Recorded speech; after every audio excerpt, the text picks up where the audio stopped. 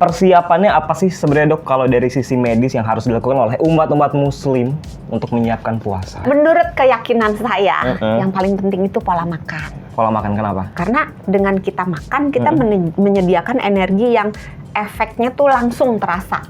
Jangka pendek, short term langsung berasa. Membiasakan makan hidup sehat dengan membatasi, kalau bisa enggak lebih baik, kalau nggak bisa ngurangin gorengan. Balas dendam dengan makan sebanyak-banyaknya, sekenyang-kenyangnya, apapun masuk tanpa disaring lagi dengan akal sehat gitu, itu akan membuat perut kita itu di saluran pencernaannya itu akan mengalami gangguan. Bulan puasa itu merupakan momen yang paling tepat untuk mengubah gaya hidup kita itu dari yang amburadul menjadi lebih baik, supaya nanti setelah itu kita sucinya lahir dan batin. Luar biasa, Masya Allah, tabarakallah. Kembali ke fitrah.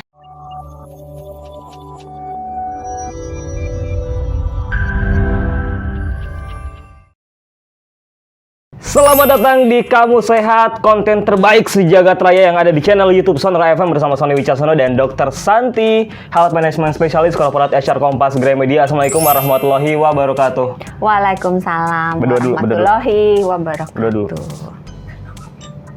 Amin. Aminnya lain ya. Karena bentar lagi mau puasa. Iya. Puasa nggak nanti? Oh, puasa dong. Gak tahu kalau jam. Lagi dapet. Gak tahu kalau jam 12. Mukanya lain penari ya. Kan tergantung ini aja, kekuatan aja ya kan. Apa kabar Dok Santi? Luar biasa. Dok Santi puasa nggak? Oh nggak dong. Puasa intermittent fasting. Oh iya, tapi yang kita itu bahas. Mirip loh. Iya, yang kita bahas tapi bukan intermittent fasting. Bukan. Karena kita udah berkali-kali bahas dan semuanya trending terus. Gokil. Wih. Terima kasih sahabat Sonora. Kita akan coba, mudah-mudahan yang puasa benerannya trending juga ya. Puasa beneran? Emang ada puasa nggak beneran? Puasa dalam agama Islam. Iya. Puasa bulan Ramadan ini adalah event sebulan sekali. Ramadan yang ditunggu-tunggu. Persiapannya apa sih sebenarnya dok kalau dari sisi medis yang harus dilakukan oleh umat-umat muslim untuk menyiapkan puasa? Iya, nggak cuma batin, memang benar lahirnya juga harus disiapkan. Betul. Jadi mulai tuh berkaca, melakukan refleksi. Kalau nggak punya kaca? Kalau nggak punya kaca pakai HP. Oh, pakai HP. Kalau kameranya burem? Pakai kacamata. Pakai kacamata. Ke mall, murah, pasti ada kaca. Udah nggak kelar-kelar. Berkaca ya. Berkaca kalau punya penyakit kronis. Iya. Punya diabetes, punya sakit emah, punya sembelit, sakit kepala, terus diberesin dulu. Lapor sama dokternya, saya mau puasa dok, supaya dilakukan penyesuaian nanti obatnya, dosisnya, terus dilakukan persiapannya, labnya. Jadi biar disesuaikan, kalau yang harus minum obat tuh disesuaikan sama dokternya jam berapa, jam berapanya. Kan biasanya siang-siang minum obat, sore minum obat. Jadi kan nggak bisa kan? Bener. Batal kan, walaupun obat kan juga batal. Pertanyaannya kenapa tubuh perlu persiapan? Karena kalau tidak dipersiapkan tubuhnya terkejut. Tolong nanti dikasih musik yang lebih bareng lagi. Coba diulang. Satu. Nggak usah. Tubuhnya akan terkejut. Kenapa? Dari pola yang biasanya siang makan, siang bisa minum sepanjang hari, tiba-tiba nggak bisa. Yang tidurnya biasanya bangunnya agak siang, ini enggak. Kegiatan akan full dengan traweh, dengan segala macam kesibukan berbuka puasa sama-sama gitu kan. Biasanya silaturahmi itu akan meningkat di masa-masa berpuasa karena biasa tuh ntar grup ini yuk buka puasa bersama gitu kan. Kayaknya nggak jadi aja wacana kan biasanya kayak gitu. Situ aja kali, di sini enggak. Kita mah jadi terus gitu kan. Karena tubuh itu perlu adjusting ya dok ya. Iya, adjusting. Karena jangan kan sebulan, sampai kaget gitu. Karena kan sebulan penuh kan, 30 hari gitu kan. Nggak bisa nawar ya? Nggak bisa lah. Ya kecuali kalau yang perempuan kan ada halangan. Oh iya, tapi kan tetap harus dibayar, itu hutang. Nah, itu. Pinter nih. Hutang harus dibayar, sahabat Sonora. Nah, persiapan itu kan ada banyak ya. Ada pola fisik, ada jam tidur, ada pola makan. Nah, yang paling penting yang mana? Yang harus didahulukan, yang harus di-prepare. Sebenarnya semuanya penting, nggak ada salah satu yang paling penting gitu, semuanya penting. Enggak deh, kalau dibikin skala prioritas. Menurut pandangan apa? Kalau yang zaman sekarang menurut keyakinan saya. Menurut keyakinan saya, yang paling penting itu pola makan. Pola makan. Walaupun kalau nanya dokter, sebenarnya semua penting. Iya. Tapi kita lagi nanya skala prioritas. Skala prioritas. Pola makan. Pola makan kenapa? Kenapa? Karena dengan kita makan, kita menyediakan energi yang efeknya tuh langsung terasa. Jangka pendek, short term langsung berasa. Nah, gitu. makan apa aja yang perlu dikurangin sebelum puasa? Makan temen, jangan ya. Makan hati. Makan hati juga jangan. Makan duit. Kakak, Maksudnya duit kan korupsi dong. Nggak cuman enggak. Anak-anak kan kadang-kadang suka nelen koin ya. Iya, nggak boleh. Itu mah jangan dikurangin, nggak boleh. Jangan kan bulan puasa, sebelum bulan puasa aja nggak boleh. Dulu mamahnya lagian nggak enak nih. Mamahnya Sony suka nelen duit koin ya. Mau nyobain nggak nih makan duit? Gak mau kan? Biasanya anak-anak mah koin yang dimakan, nggak pernah anak-anak makan koin dulu. Duit kertas kan biasanya koin. Lagi makan duit ngomongnya. Nggak pernah punya anak emang lain. belum pengalaman ya. Belum ya. Apa aja yang perlu dikurangi? Yang perlu dikurangi, mulai membiasakan makan hidup sehat dengan membatasi. Kalau bisa enggak lebih baik. Kalau nggak bisa ngurangin gorengan. Oke. Makanan yang banyak gula tambahannya. Justru gula pasir, gula Jawa, gula itu adalah sumber kenikmatan hakiki. Bukan. Oh, bukan. Top one makanan yang paling diburu selama jadi takjil buka puasa, ya kan? Pilihan banyak. Kurma ada, buah ada. Oh iya, Rasulullah kan bubur kacang hijau ada. Oh iya, benar. Matanya aja tertuju pada gorengan. Yaudah, tapi kan ini before kan? Bukan pas yang harus dikurangin puasanya ya. kan?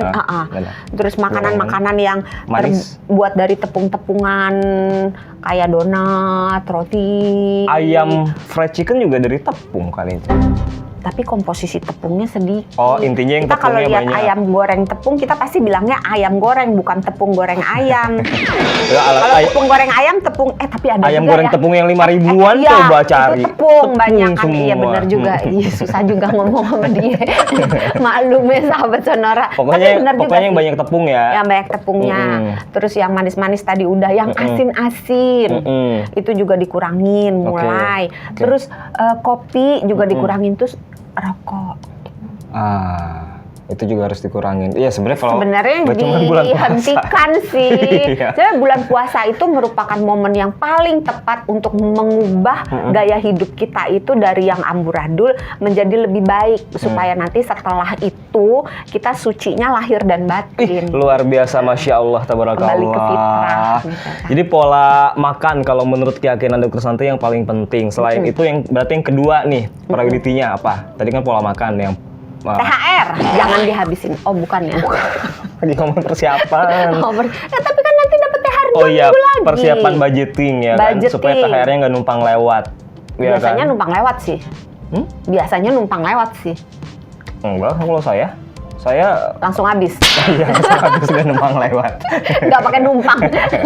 Pola apa jadi yang selanjutnya tidur nih? Oh, pola tidur. Oh iya benar. Karena kan biasa ya kalau kita di bulan Ramadan itu tidurnya adalah faktor yang sering dikorbankan. Ya kan, karena kalau lagi ngumpul asiknya ngobrol tuh, habis taraweh ngobrol gitu, mau tidur ntar sebentar tidur, habis itu udah harus bangun lagi untuk sahur gitu. Yang boleh dilakukan tapi sebaiknya tidak. Ya kan, kalau tidur sesudah sahur, betul kan? Betul. Iya, betul. Ya kan, jadi mau tidur juga tanggung, jadi akhirnya pada main bulu tangkis misalnya depan rumah kan. Nggak ada yang kepikiran gitu. Nggak ada ya. Ngobrol gitu udah tanggung. Nah, nanti udah siang udah sibuk dengan pekerjaan, mau tidur siang kadang sempet, kadang nggak bisa gitu. Jadi tidurnya tuh kacau balau. Kalau gitu untuk prepare menyesuaikan pola tidur tuh harus kayak gimana, Dok, supaya ketika masuk bulan Ramadan udah kebiasa? Sebetulnya dibutuhkan jangka waktu ini kan masih agak panjang ya. Iya. Punya sebenarnya agak kurang sih. Harus berarti idealnya itu berapa lama untuk karena untuk kita mengubah pola tidur kalau mau nggak sengsara, kita ngubahnya tuh sekitar 15 menit sampai 30 menit deh setiap 3 hari sampai seminggu. Dimajuin dikit nyicil, jadi nggak cuma beli HP, nyicil jadi, tidur, ngubah waktu jadi tidur, proses nyicil. adjusting itu selama seminggu sebelum masuk bulan Ramadan begitu? Tergantung tidurnya jam berapa. Tapi kalau misalnya tidurnya itu mau dimajuin sampai berjam-jam, nah itu lebih susah. Karena kita nggak bisa, misalnya kita biasa tidur jam 1. Iya. Kan nggak mungkin dong kalau bulan puasa tidurnya jam 1 toh. Nanti berantakan cuma semua. 2-3 jam iya ya kan?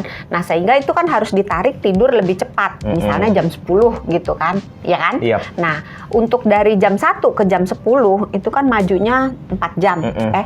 3 ya? Ya 3 sampai 4 jam. 3 sampai 4 jam. Nah, nariknya itu nggak bisa langsung besok udahlah jam 10 tidur, nggak akan tidur, belum ngantuk.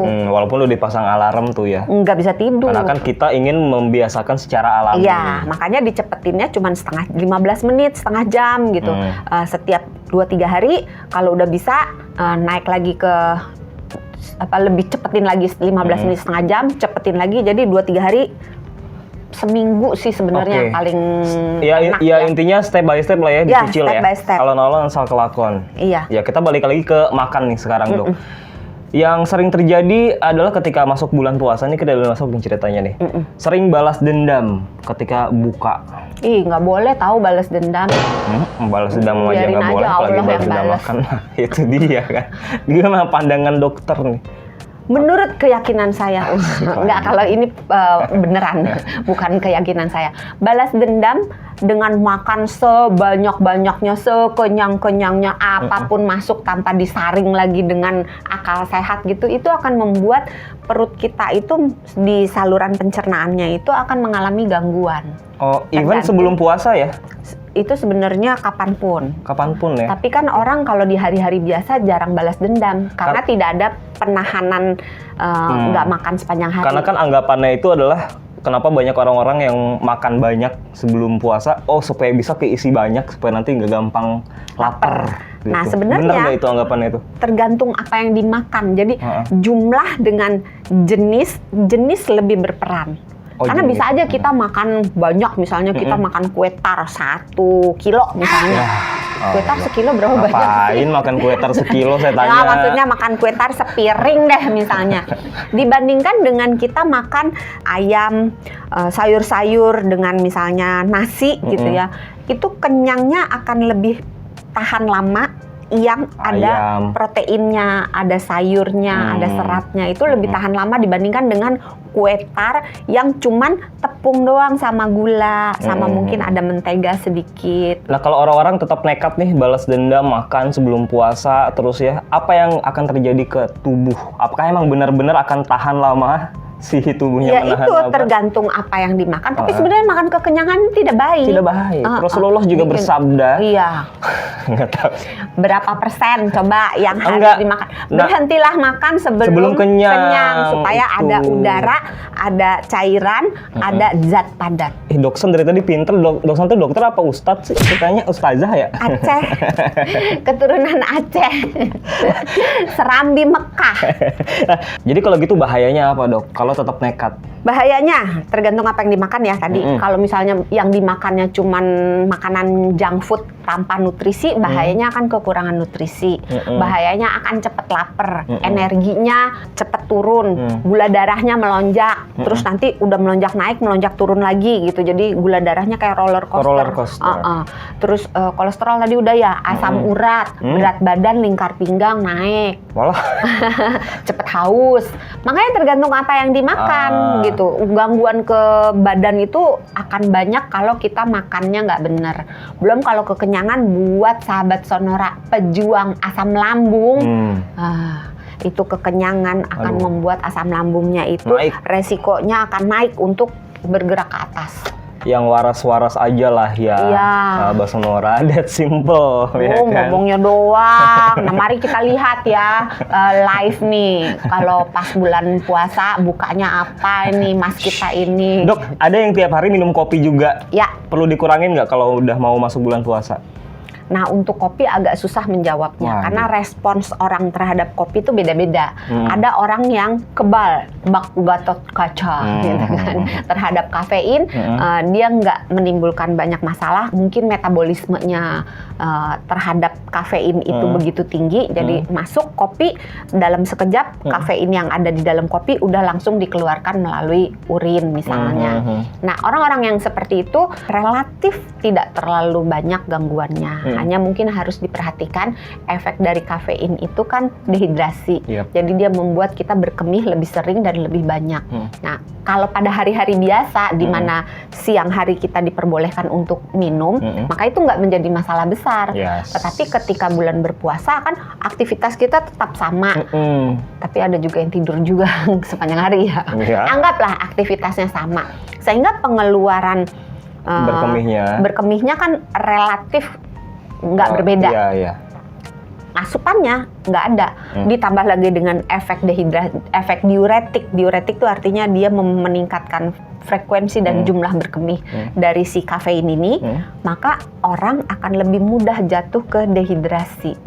Nah, kita tahu dehidrasi itu efeknya kemana-mana kan, mulai dari kulit kering, mata kering, mulut kering dan bau, kantong kering. Enggak itu. Ya. Kalau gitu, itu tergantung tanggal.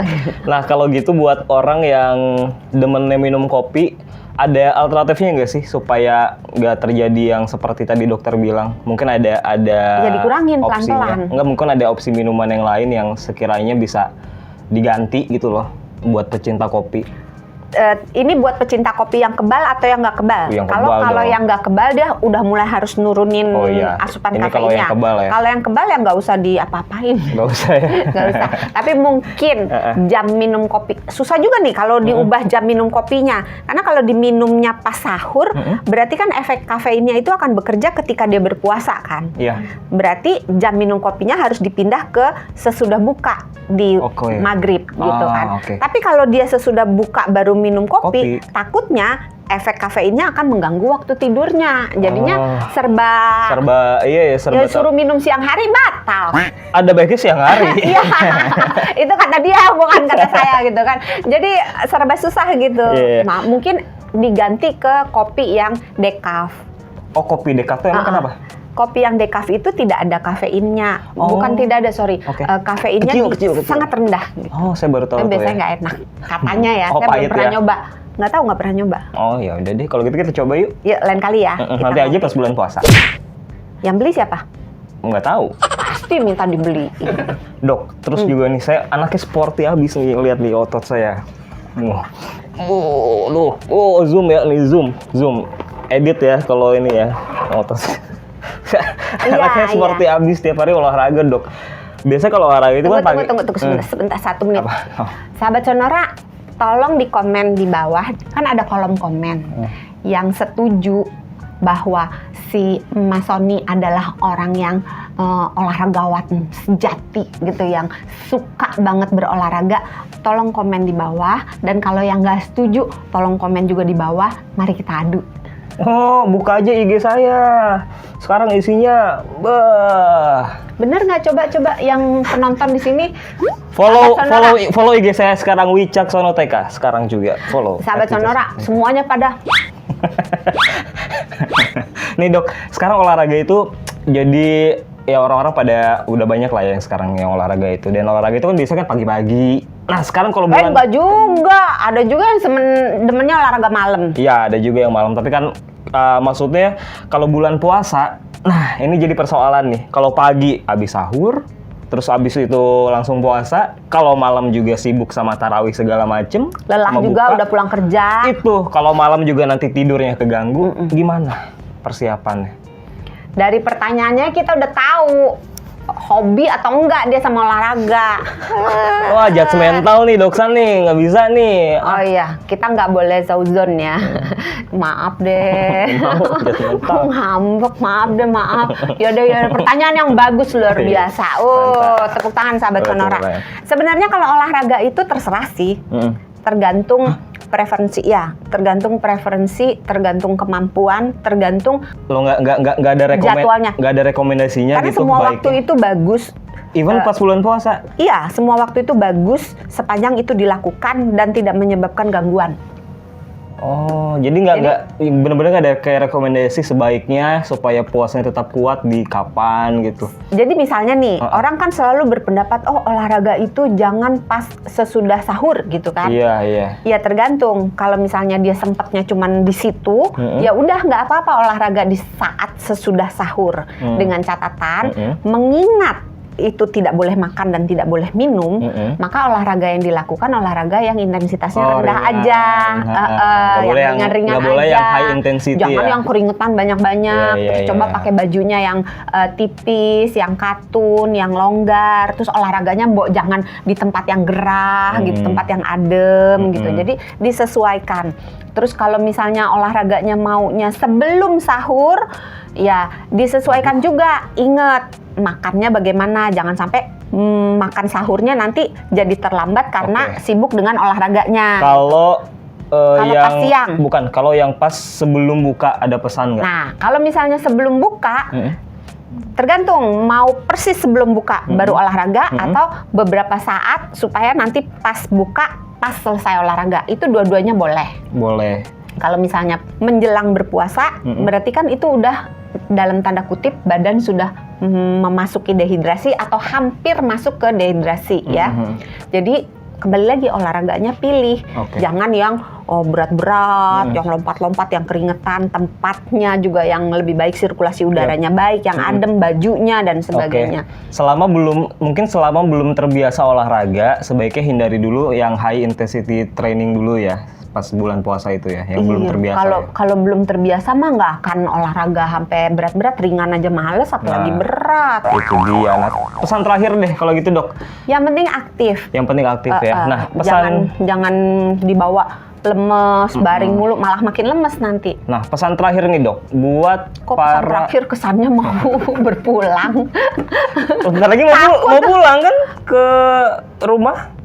Iya juga sih, tapi kesannya kayak pesan terakhir di episode ini. Nah, cakep. Bukan pantun, kok cakep. Iya, cakep. Ada buat yang penderita MAH nih, atau mungkin asam lambung ya, atau gula darah. MAH atau gula darah, ada persiapan khusus? Kalau punya penyakit termasuk hipertensi juga ya, jadi hipertensi, diabetes, MAH, GERD, itu sebaiknya dicek dulu ke dokter untuk dapat semacam izin. Wah. Diceknya jangan lupa ke Dokter Santi, follow IG-nya @kenapa_ya_. Dokter mana aja boleh gitu. Dikira mau promo. Terima kasih lah. Sama-sama. Diulang sekali lagi. @kenapa_ya_dok. Nah, jadi dicek dulu labnya, terus apakah penyakitnya itu sudah terkontrol atau belum, apakah memampukan dia untuk bisa berpuasa atau memang sebaiknya jangan dulu, karena kalau dia berpuasa malah tambah berat. Terus mulai gaya hidupnya diberesin supaya nanti menjelang masuk berpuasa badannya udah lebih siap, udah lebih terkendali sehingga menahan lapar, menahan haus itu dalam keadaan yang prima gitu. Tapi beberapa penyakit juga justru akan membaik dengan adanya puasa, termasuk diabetes, termasuk sakit MAH, termasuk hipertensi. Karena dengan pengaturan makan, dengan pengaturan tidur, dan terus batin kan lebih tenang di bulan puasa ya, karena penuh dengan himbauan-himbauan dari ustadz, dari pemuka agama, itu membuat kita tuh lebih mudah menjalani hidup ini secara batiniah. Maka kadar stresnya biasanya lebih turun, maka respons tubuh menjadi lebih baik. Dengan catatan pas buka puasanya, pas sahurnya, dan sebelum tidurnya itu pola makan, olahraganya, minumnya dijaga juga. Oke, itu dia, semoga berguna untuk Anda, bermanfaat supaya persiapannya makin oke lagi menjelang bulan puasa. Jadinya bulan Ramadannya dijalani dengan full tanpa ada hambatan. Jangan ada bolong. Jangan ada bolong. Terima kasih ya Dokter Santi. Dan jangan lupa untuk subscribe di channel YouTube Sonora FM 92 dan pantengin terus konten Kamu Sehat menarik lainnya. Karena sehat itu mudah, sehat itu murah. Al-Fatihah lagi. Dah.